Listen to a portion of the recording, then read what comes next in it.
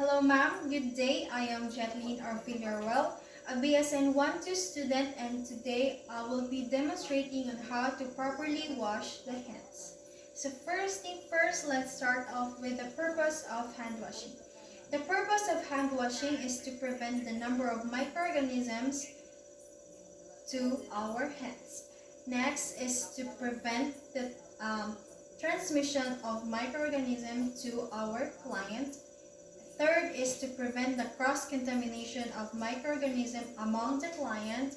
And fourth is to reduce the risk of transmission of infectious organisms to oneself.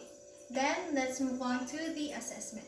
First is to inspect our hands with any cuts or breaks in our skin or in our cuticle. The next is to inspect for any visible soiling, because visible soiling requires hand washing with water and with soap. Next is to inspect the condition of our nails. Natural tips of our nails should not exceed within 0.625 centimeter or 1/4 inch long. And also we should make sure that our fingers are short, filed, and smooth. Next is to assemble all the needed equipment in conducting the hand washing, because availability of the equipment surely saves time and effort. Next is to remove all the jewelries and watch. By removing all the jewelries and watch, this will make you conduct the proper hand washing, and also wearing any jewelries except for wedding ring and also watch is considered contaminated. The next is to stand in front of the sink. Then make sure that the uniform is not touching the sink at all, because sink itself is also considered as contaminated. Next is to turn on the water. Then adjust the water to appropriate flow. Using too much force can cause splashing, and it will splash onto the uniform and will make your uniform also contaminated. The next is to wet the hands and wrist under the running water. Also, always make sure that the hand is lower than the elbow, because hands are most contaminated part to wash.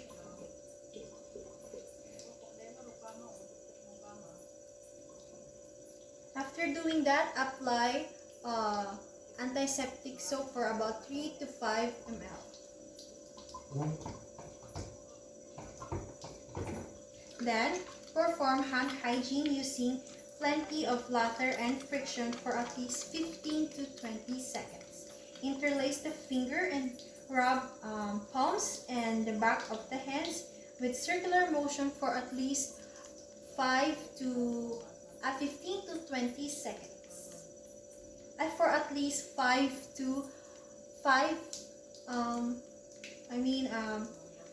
times each. Sorry for that. The soap cleans by emulsifying fat and oil and lowering surface tension.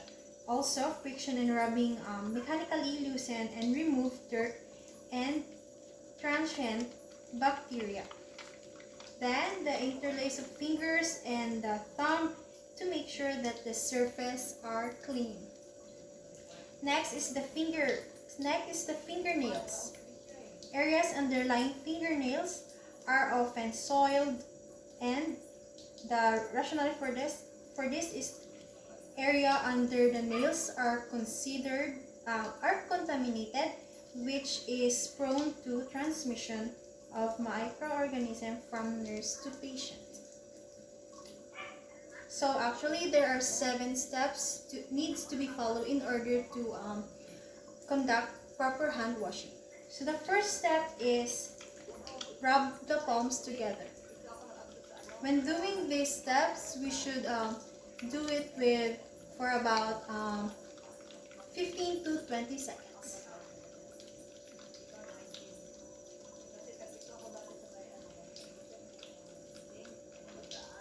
Second step is rub the back of the finger. I mean the hand.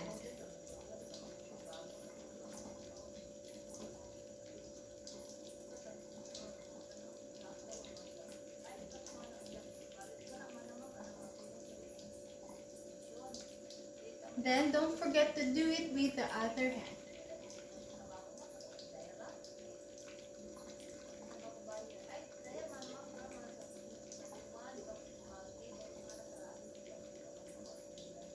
Then the next step is to interlace the finger and rub the hand together.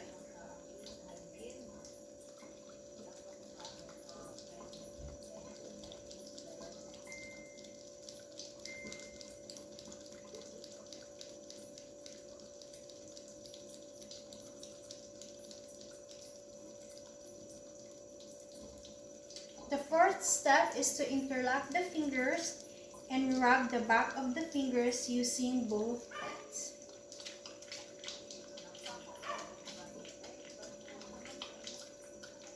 Then do it with the other.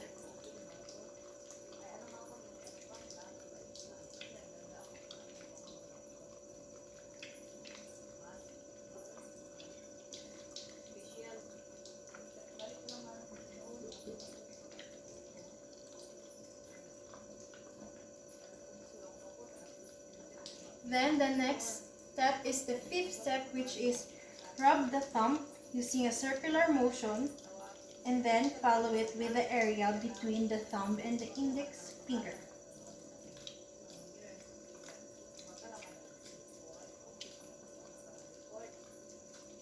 Then do it with the other hand.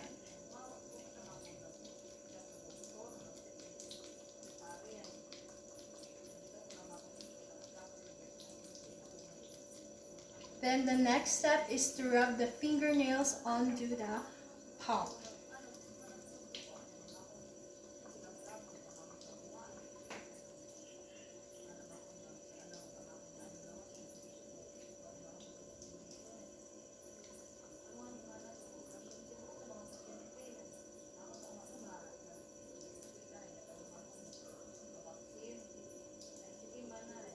And then for the last step, rub both the wrists into a rotation motion.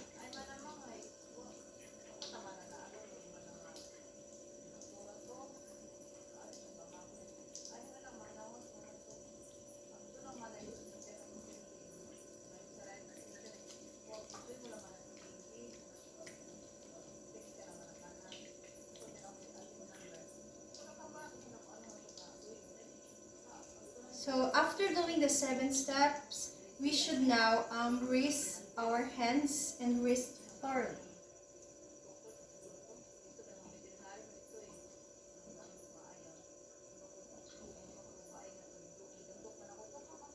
Then always remember to keep the elbows up.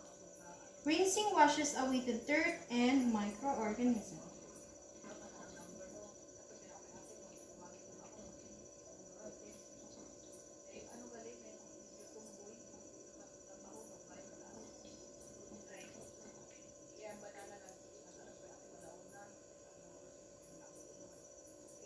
Mimi, alis dyan. Mimi.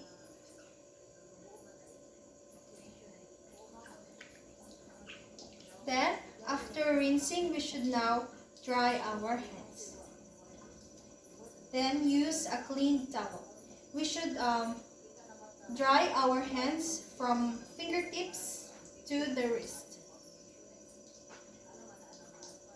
Because drying from the cleanest, which is the fingertips, and to the clean wrist to avoid contamination.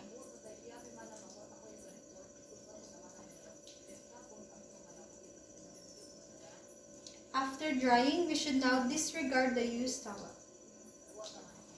Then, turn off the faucet using a new clean towel. Because wet towel and wet hands are allows to transfer any of microorganisms. So after turning it off, we should now proceed to the next step. So the next step is to, if the skin is dry, we should apply lotion because lotion minimize dryness of the skin, but we should also make sure that before we put on a lotion, we should before we put on lotion, we should be done with the patient care. Then next is the evaluation. This is the last procedure, which is to inspect our hands with any dirt and contaminants. Because by inspecting our hands, if it's dirty, this means that we did not conduct or properly wash our hands. And if it is clean, that means that we have conducted the right procedure, and this also indicates that we have done a good job, something like that. So that's it. This is me, Jetlyn Villaruel, a BSN 1-2 student, and this is me demonstrating on how to properly wash your hands. Thank you.